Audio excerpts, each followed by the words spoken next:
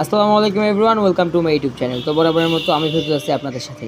তো আজকে আমি দেখাবো যে আপনারা লাভ খাট বা যে কোনো খাটের মধ্যে যে রৈতনগুলো হয়, রৈতন বলেন, কেউ জাল বলেন, যে যাই বলেন না কেন, সে জালটা যে হয় সেটা আপনার রাউন্ডের মধ্যে কীভাবে করবেন।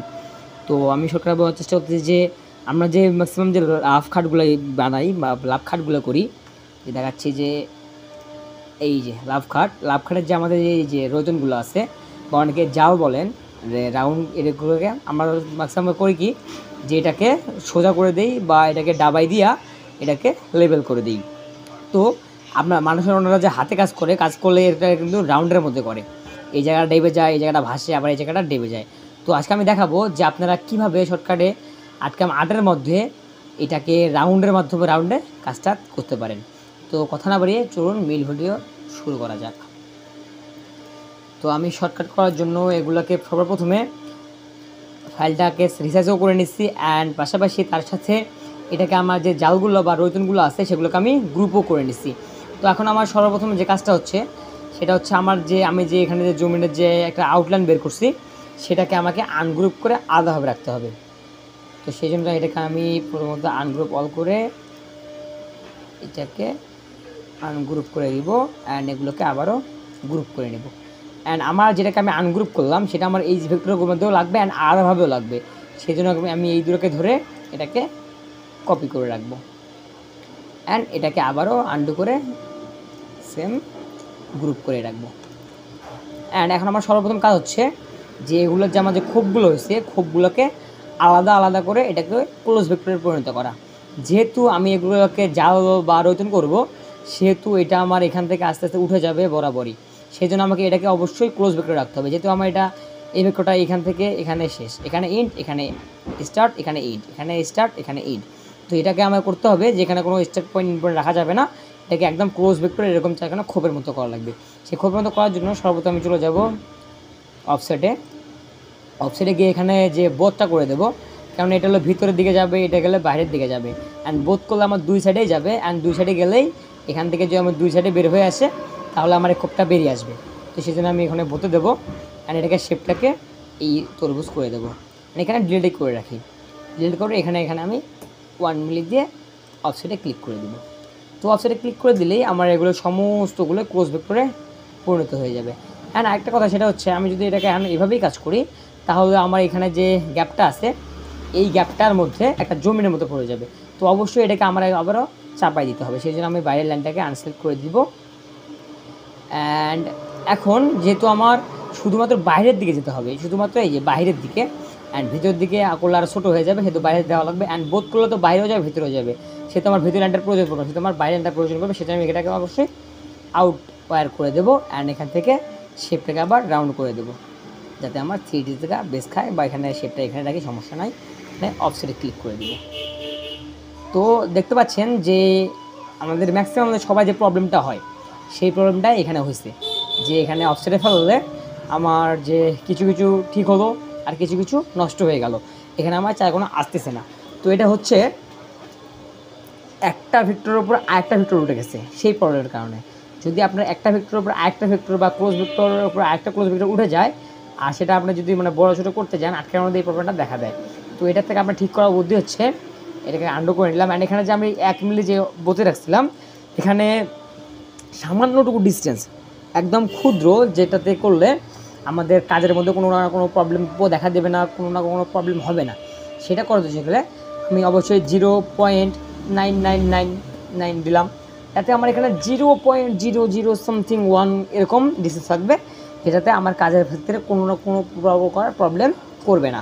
অ্যান্ড এটা যদি আমি করে অফসেটে ফেলাই দিই তাতে আমার সমস্তগুলো ঠিক আসবে, কারণ এটার মধ্যে আমার ন্যূনতম যে ডিস্টেন্স এখন বোঝা যাচ্ছে না যেখানে আমার গ্যাপ আছে কি না, কিন্তু যে গ্যাপটা আছে সেই গ্যাপটার কারণেই আমার কিন্তু কোনো প্রবলেম নিচ্ছে না।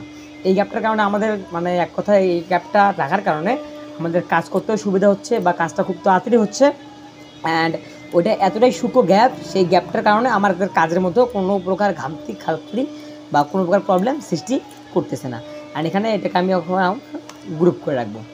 তো এখন আমি সর্বপ্রথমে যে গ্রুপ করে রাখছিলাম সেটাকে কন্ট্রোল ভি করে পেস্ট করে দিব, অ্যান্ড খেয়াল করে দেখবো যে এগুলো আমার ক্লোজ করে রাখবো। অ্যান্ড এখন এটাকে যে আমি রাউন্ড দেবো, এগুলো তো আমার খুব করা কমপ্লিট। আমি যে খোপটা তৈরি করছি সেই খোপ তো এখানে রাখা কমপ্লিট, মানে খোপগুলো করা হয়ে গেছে, হয়তো বোঝা যাচ্ছে না, কিন্তু খোপগুলো তো আমরা করে নিলাম। তো এখন এটাকে আমি রাউন্ড দেবো, যে আমি কত রাউন্ডের মধ্যে, এই রাউন্ডের মধ্যে এই কাজটা করবো, সেটা আমি অবশ্যই শেপ এডিটরতে করে নিব। Shape editor, round, 55° angle. এখানে আপনার হাইট দিয়ে দিতে পারেন, কেউ 2 সুত মানে 5 মিলি, 6 মিলি, 7 মিলি রাউন্ড, আপনার যে যত রাউন্ডে কাজ করতে পারবেন, যে বা যেহেতু যত রাউন্ডে করবেন অবশ্যই সেই রাউন্ডটা দিয়ে দেবেন। আর এটা খেয়াল রাখবেন যে এটা কিন্তু আমার 2D ভেক্টর, আর এটাকে আমি যে রাউন্ডটা করবো তাহলে যে গ্যাপটা, এই গ্যাপটা তার কারণ হচ্ছে আমি 3D যখন কাটবো তখন আমার 2D কিন্তু ভেক্টর কেটে যাবে, সেই জন্য আমি গ্যাপটা দিয়ে নিচ্ছি। আপনারা অবশ্যই যত মিলি রাউন্ড করবেন বা যতটা ডিপ দিবেন সেই অনুযায়ী এই গ্যাপটা করে নেবেন। তো আমি এটা থেকে বেশি না দিয়ে 7 মিলি রাউন্ডের মধ্যে দিয়েই কাজটা করে দিই। তো এখানে আমি মার্জ হাই করে দেবো অবশ্যই, যে আমার 2টা ভেক্টর ধরে এখানে মার্জ হাই ক্লিক করে দিব। তো মার্জ হয়ে যাওয়ার সাথে সাথে আমার একটা লাইন দেখাবে যে একটা সময় নেবে, যে এই সময়টা হলেই আমার এখানে 3D ঢালটা হয়ে যাবে। তো এই যে আমার 3D ঢালটা হয়ে গেছে, এই যে আমার রাউন্ডটা কিন্তু সুন্দরভাবে হয়ে গেছে। এখন জাস্ট আমার যে রৈতনগুলো আছে, রৈতনগুলো ওখানে করে উপরে জাস্ট খালি বসাই দিলে হয়ে যাবে, আর তারপর আমরা টুলপাত দিয়ে দেবো। তো সেই জন্য এখন আমি রৈতনগুলোকে ধরবো, ধরার পর এইগুলোকে আগে দেখবো যে সমস্ত আনগ্রুপ করবো, করার পর দেখবো সবগুলো ক্লোজ আছে কিনা। হ্যাঁ, এখানে আমার সবগুলো ক্লোজ আছে। অ্যান্ড এখান থেকে আমি চলে যাব শেপ এডিটরে। শেপ এডিটর, এখানে যেহেতু আমার নিজের বেসটা দিয়ে নিয়েছি, তো 3D ভিউটা দেখাচ্ছি আপনাদের।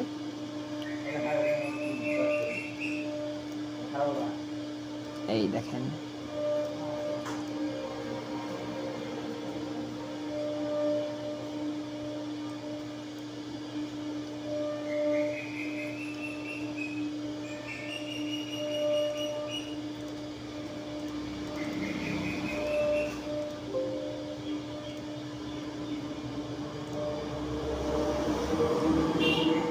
আমার যে এখানে রাউন্ডটা নিয়ে নিয়েছে। তো এখন আবার 2D ভিউ চলে গেলাম, অ্যান্ড ধরলাম, অ্যান্ড এখান থেকে আমি রাইট ক্লিক করে আবার শেপ এডিটরে চলে যাব। অ্যান্ড আমি আমার একটা গত ক্লাসে দেখাইছিলাম যে আমার যে শেপ এডিটরের অ্যাড, সাবট্রাক্ট, জিরো রেস্ট, মার্জগুলো মাঝায় কীভাবে কাজ করে। তো অবশ্যই আপনারা যদি কেউ এই ভিডিওটাকে না দেখে থাকেন তাহলে অবশ্যই ভিডিওটা দেখে নেবেন, যাতে করে আপনাদের বুঝতে সুবিধা হবে যে অ্যাডের কাজ কী, সাবট্রাক্টের কাজ কী, মাঝায়ের কাজ কী, মার্জগুলোর কাজ কী, জিরো রেস্ট সমস্ত কাজের ধারণা আপনারা ওখান থেকে পেয়ে যাবেন।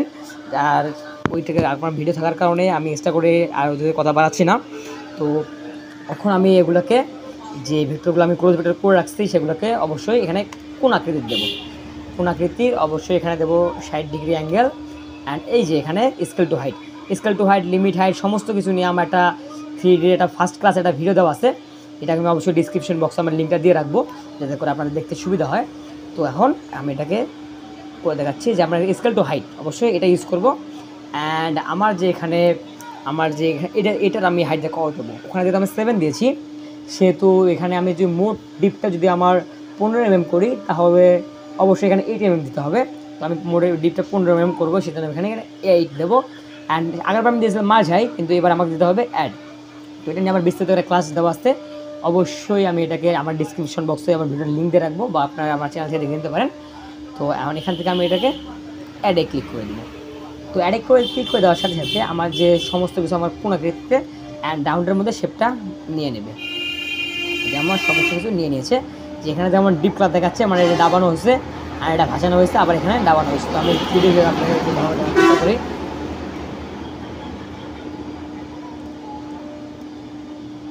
তো এই যে আপনাদের যে জালটা, সেটা আপনারা এইভাবে খুব সহজেই করে নিতে পারেন।